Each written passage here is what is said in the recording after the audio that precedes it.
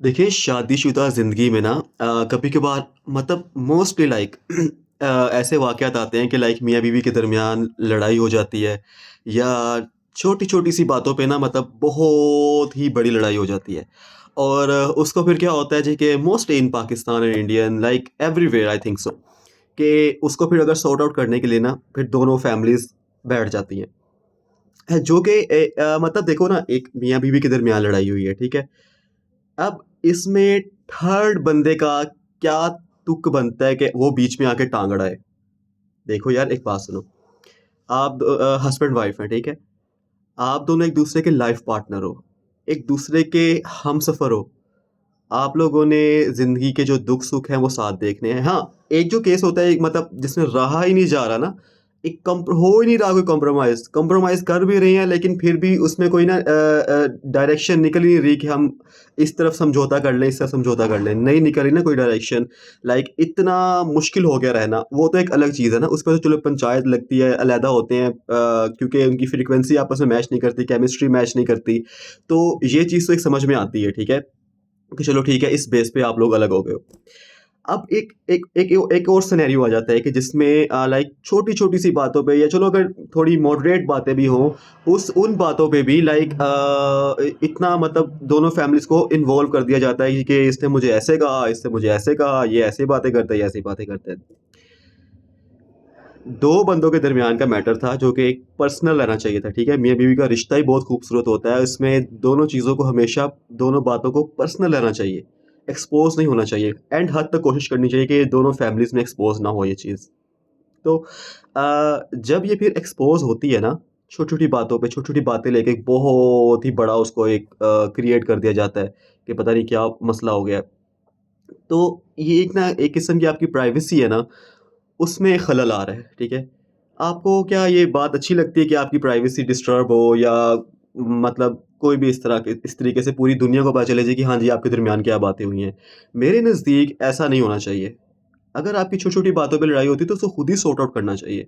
ना कि आप उसको पूरी दुनिया में आप उस चीज़ का ढंढोरा पीट दो कि ये मेरे साथ ये हुआ, मेरे साथ ये हुआ, मेरे साथ ये हुआ। ऐसे बिल्कुल नहीं होना चाहिए। देखो जिस कमरे में बैठ के आप बाकी मामलात अपने करते हो ना, जिस बेड पे, उसी बेड पे बैठा करो और अपने मामलात को सॉर्ट आउट किया करो वहाँ पर। जो भी आपको एक-दूसरे से गिला-शिकवा होता है उसको सॉर्ट आउट किया करो। किसी को बता देने से मसले का हल नहीं होता। आप अगर आप लोगों ने साथ रहना है ना, एक तो है ना कि आपने अलग होना है, आपने सोच लिया कि मैंने नहीं रहना है इसके साथ, तो वो तो एक अलग मैटर है, ठीक है? अगर आप लोगों को पता है कि हाँ यार, आपकी इस छोटी-सी बात हुई है, वैसे आप बड़ा अच्छा रह रहे हो, तो उसको खुद सॉर्ट आउट करने की कोशिश करो, ठीक है? बजाए इसके कि आप थर्ड बंदे को इन्वॉल्व करो। वो जब थर्ड बंदा इन्वॉल्व होता है ना, वो थर्ड से फिर 4th, 5th, 6th, 7th, 8th, 9th, 10th तक जाता है, ठीक है? और उसका फ़ायदा क्या होता है? कुछ भी नहीं होता। एट द एंड आपको खुद ही अपने मामला सॉर्ट आउट करने होते हैं। आराम से बैठो अपने कमरे में, अपने बेड पे बैठो और हाँ, अब जड़ फाइंड करो कि हमारी ये बात शुरू कहाँ से हुई थी। इसकी बेसिक जड़ क्या थी कि मतलब ये बात इस तरह इ इत इतना मतलब ऐसा रुख इख्तियार कर गई। तो ये बातें आप लोग अब आपस में बैठ के डिस्कस किया करें और इसको कोशिश किया करें कि आपस में ही सॉर्ट आउट किया करें। बजाए इसके कि पूरे शहर में इसका ढिंढोरा पीट के और मसला एंड पे आके फिर भी आप लोगों ने ही हल करना होता है। और ये जो बात है ना, ये जो पूरे शहर में ढिंढोरा पीट देने वाली बात, ये आपके रिश्ते को कमज़ोर कर देती है। आपको पता है with the passage of time बेशक आप ठीक भी हो जाओ, ठीक है? लेकिन आपके दिमाग में वो बातें रहती हैं कि हाँ, उस टाइम पे ये हुआ था, मेरी बीवी ने या मेरे शौहर ने मेरे साथ ऐसे किया था। ठीक है? और वो बातें फिर आपके माइंड में रहती हैं, वो आपको बार-बार तंग करती हैं। तो कोशिश किया करो कि ऐसी सिचुएशन को मौका ही ना दो क्योंकि सबसे जो मज़बूत रिश्ता है ना दुनिया में वो मियाँ-बीवी का रिश्ता होता है और शैतान सबसे ज़्यादा कोशिश करता है कि मैं इस रिश्ते के दरमियान खलल डाल दूँ।